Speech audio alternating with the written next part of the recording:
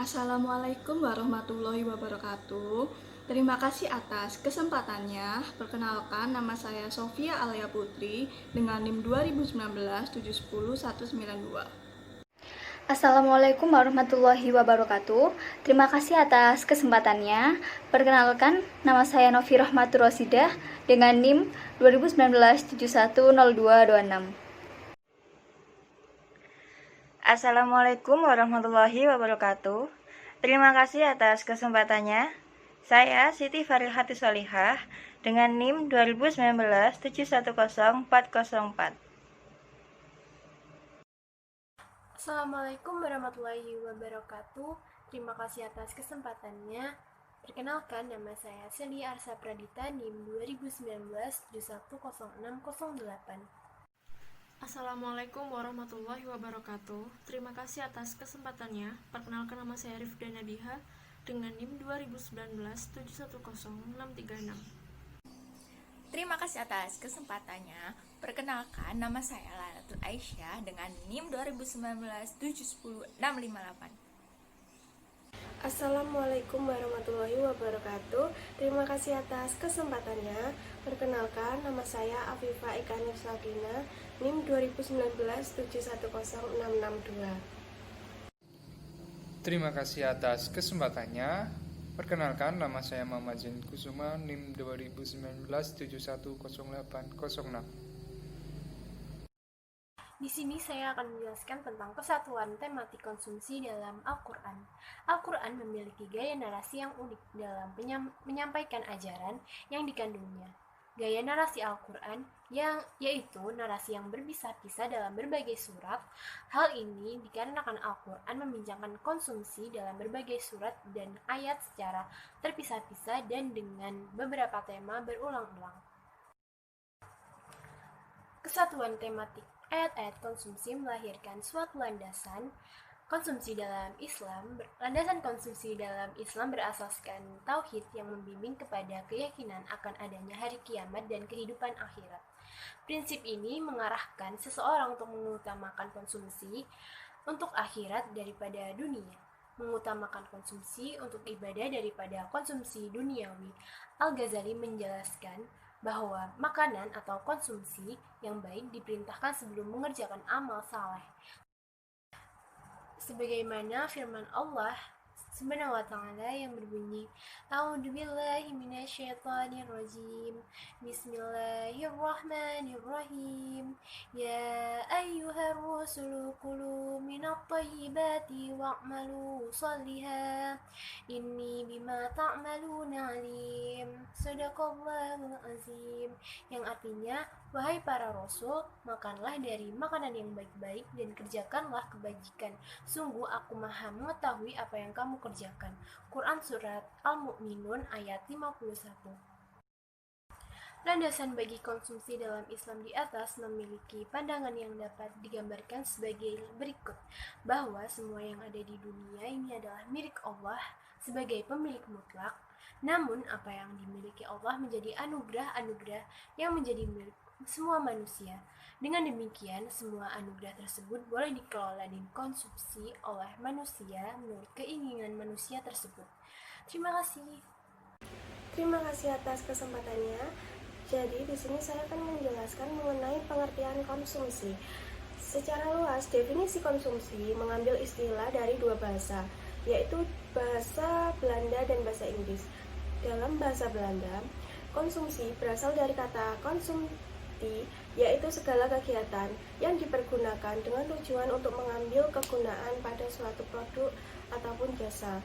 Sedangkan dalam bahasa Inggris, konsumsi berasal dari kata consumption yang berarti pemakaian, menggunakan, pemanfaatan, dan pengeluaran. Jadi, konsumsi adalah segala kegiatan yang dipergunakan dengan tujuan untuk mengambil kegunaan pada suatu produk dan jasa. Produk dan jasa ini dapat berupa barang atau benda, serta sebuah jenis jasa atau pelayanan. Kegiatan konsumsi ini dimaksudkan untuk memenuhi semua kebutuhan yang bersifat penting ataupun hanya bersifat kesenangan dan kepuasan dalam waktu seketika. Terima kasih. Terima kasih atas kesempatannya. Saya akan menjelaskan tentang perbedaan konsumsi dalam pengertian konvensional dan Islam.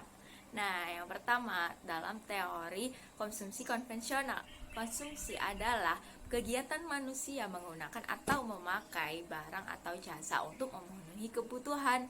Mutu dan jumlah barang atau jasa dapat mencerminkan kemakmuran konsumen tersebut.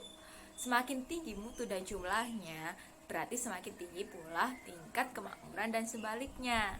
Nah, yang kedua adalah teori konsumsi Islam. Nah, konsumsi dalam perspektif Islam adalah pemenuhan kebutuhan barang dan jasa yang memberikan maslahat atau kebaikan dunia dan akhirat bagi konsumen itu sendiri. Pola konsumsi Islam yaitu mengutamakan akhirat daripada dunia. Yang kedua, konsisten dalam prioritas dan pemenuhannya. Yang ketiga, serta memperhatikan etika dan norma. Makasih. Selanjutnya saya akan menjelaskan tentang perbedaan kebutuhan dengan keinginan. Kebutuhan adalah fungsi dasar dari sesuatu yang secara esensial dibutuhkan manusia untuk hidup. Misalnya seperti makanan, tempat tinggal, pakaian, transportasi, pendidikan, dan kesehatan. Sedangkan keinginan adalah fungsi tambahan yang meski tidak terpenuhi, ia tidak akan mengancam kehidupan seseorang.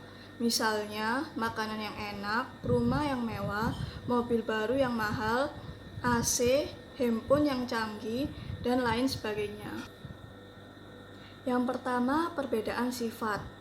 Perbedaan kebutuhan dan keinginan yang paling utama dapat dilihat dari sifat keduanya. Kebutuhan bersifat objektif, artinya semua orang memiliki kebutuhan dasar yang sama.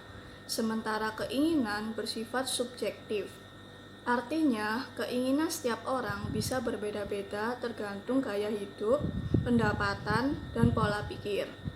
Semakin tinggi gaya hidup, pendapatan, dan pola pikir seseorang, maka akan semakin banyak pula keinginan orang tersebut. Yang kedua, perbedaan hasil. Karena ukuran antara kebutuhan dan keinginan berbeda, maka hasil yang didapat dari pemenuhan keduanya juga berbeda. Pemenuhan kebutuhan akan menghasilkan kemanfaatan, sedangkan pemenuhan keinginan akan menghasilkan kepuasan. Kemanfaatan dari pemenuhan kebutuhan umumnya akan sangat terbatas, sementara kepuasan dari pemenuhan keinginan sebaliknya tidak memiliki batasan. Setiap suatu keinginan terpenuhi secara kodrati, maka akan muncul keinginan-keinginan baru dalam setiap diri manusia. Dan yang ketiga, perbedaan dalam perspektif Islam. Dalam perspektif Islam, perbedaan kebutuhan dan keinginan juga terletak pada bagaimana keduanya dipenuhi. Islam menganjurkan kita berusaha semaksimal mungkin untuk dapat memenuhi semua kebutuhan kita. Sementara Islam justru mengajarkan kita untuk dapat membatasi semua keinginan kita. Oke, terima kasih atas kesempatannya. Selanjutnya saya akan menjelaskan tentang konsep kemaslahatan dalam perilaku konsumen muslim. Imam Al-Ghazali mengemukakan bahwa pada prinsipnya maslahah adalah mengambil manfaat dan menolak kemudaratan dalam rangka memelihara tujuan-tujuan syara. Imam Al-Ghazali memandang bahwa suatu kemaslahatan harus senantiasa sejalan dengan tujuan syara, sekalipun hal itu bertentangan dengan tujuan-tujuan manusia. Hal ini dikarenakan kemaslahatan manusia tidak selamanya sejalan dengan tujuan syara. Bahkan lebih didasarkan kepada hawa nafsu. Sama halnya dengan konsumsi yang dilakukan oleh manusia. Karena konsumsi merupakan dorongan hawa nafsu, sudah dapat dipastikan bahwa keinginan manusia untuk mengkonsumsi selalu didorong oleh keinginan hawa nafsu. Oleh sebab itulah yang dijadikan patokan dalam menentukan kemaslahatan itu adalah kehendak dan tujuan syara, bukan kehendak dan tujuan manusia. Tujuan syara yang harus dipelihara ada 5 bentuk, yaitu memelihara agama, jiwa, akal, keturunan, dan harta. Apabila seseorang melakukan suatu perbuatan yang pada intinya untuk memelihara kelima aspek tersebut, maka baru dapat dikatakan maslahah. Dilihat dari segi kualitas dan kepentingan kemaslahatan itu dapat dibagi menjadi 3 macam. Yang pertama adalah maslahah al-daruriyat, yaitu kemaslahatan yang berhubungan dengan kebutuhan pokok umat manusia di dunia dan di akhirat. kemaslahatan seperti ini ada 5. Yang pertama adalah memelihara agama, yang kedua memelihara jiwa, yang ketiga memelihara akal, yang keempat memelihara keturunan, dan yang kelima adalah memelihara harta. Kemudian yang kedua adalah maslahah al-hajiyah, yaitu kemaslahatan yang dibutuhkan dalam menyempurnakan kemaslahatan pokok. Artinya kemaslahatan ini mendukung tercapainya kemaslahatan pokok yang dalam penerapannya berbentuk keringanan untuk mempertahankan kebutuhan dasar manusia. Contohnya seperti berburu binatang dan memakan makanan yang baik-baik.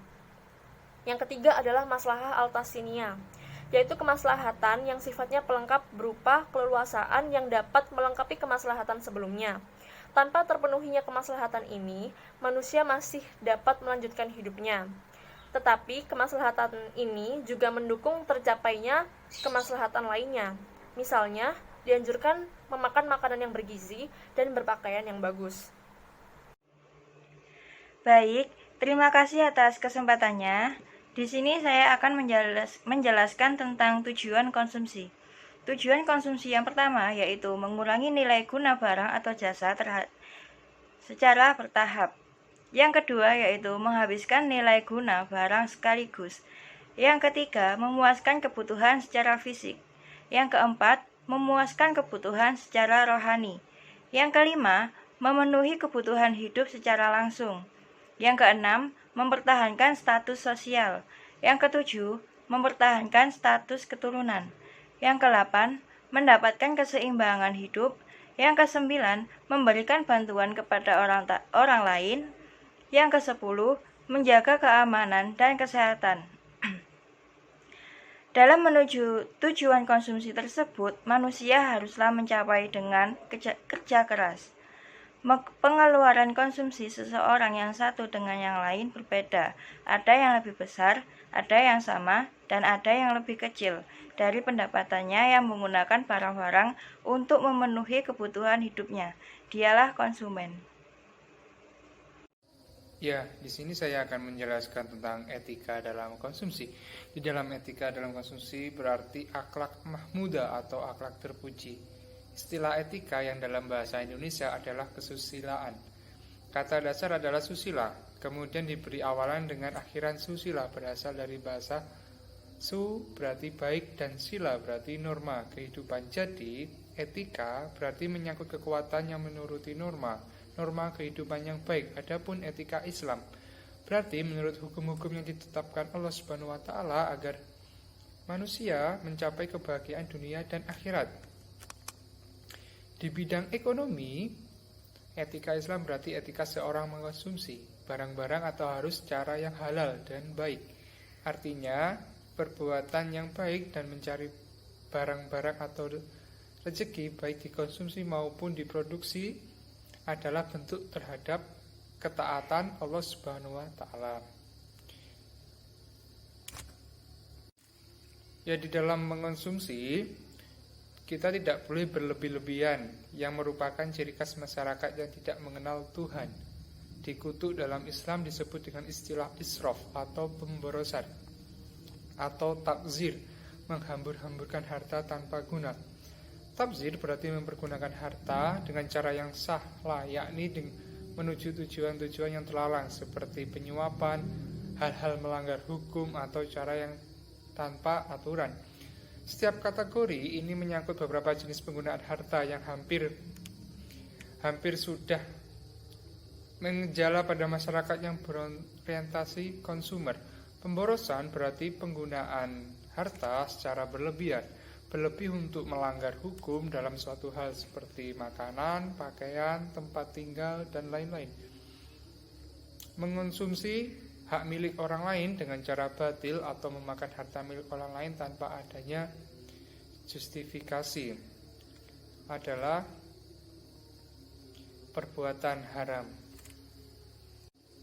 Dan ada pun juga tentang faktor-faktor ekonomi di dalam etika konsumsi, yaitu ada tingkat pendapatan dan tingkat kebutuhan, jumlah barang konsumsi yang tahan lama dalam masyarakat, tingkat bunga, harta barang, perkiraan tentang masa depan, dan kebijakan pemerintah. Faktor non-ekonomi yaitu kebiasaan masyarakat, tingkat pendidikan, mode jumlah penduduk. Ajaran Islam menganjurkan pola konsumsi yang menggunakan harta secara wajar atau dengan berimbang, yakni pola yang terletak di antara kekikiran dan pemborosan. Konsumsi yang melampaui tingkat moderat atau wajar dianggap israf dan tidak disenangi Islam. Salah satu cirinya dalam Islam adalah bahwa dan dia disenangi Islam. Salah satu ciri dalam adalah kebiasaan-kebiasaan masyarakat.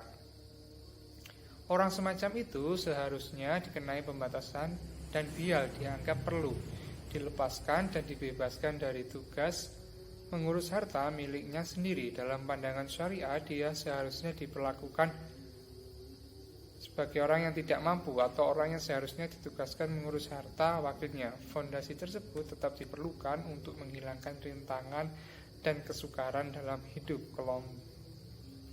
Sekian dari saya. Bila ada kurangnya mohon maaf. Wassalamualaikum warahmatullahi wabarakatuh. Terima kasih atas kesempatannya. Di sini saya akan menjelaskan tentang prinsip konsumsi. Yang pertama ada halal. Dalam hadis menyatakan bahwa halal itu sudah sangat jelas dilarang. Jadi apapun yang kita dapatkan dan kita gunakan itu harus benar-benar halal. Dan yang dimaksud barang subat adalah barang di antara halal dan haram.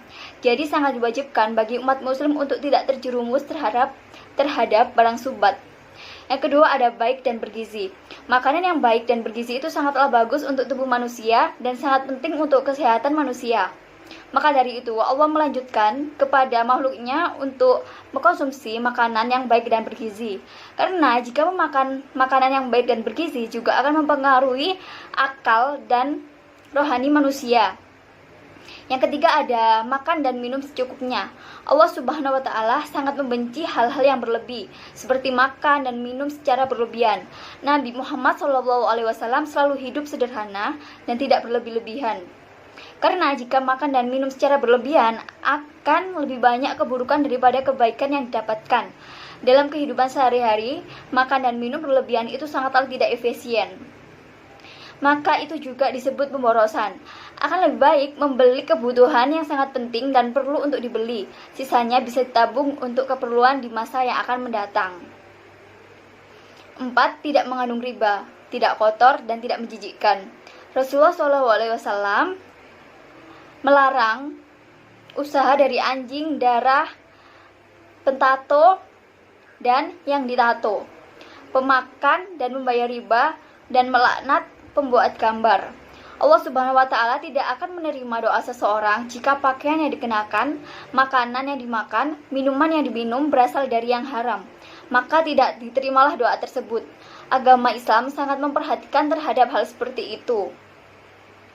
Yang terakhir ada bukan hasil suap. Nabi melaknat penyuap dan yang disuap.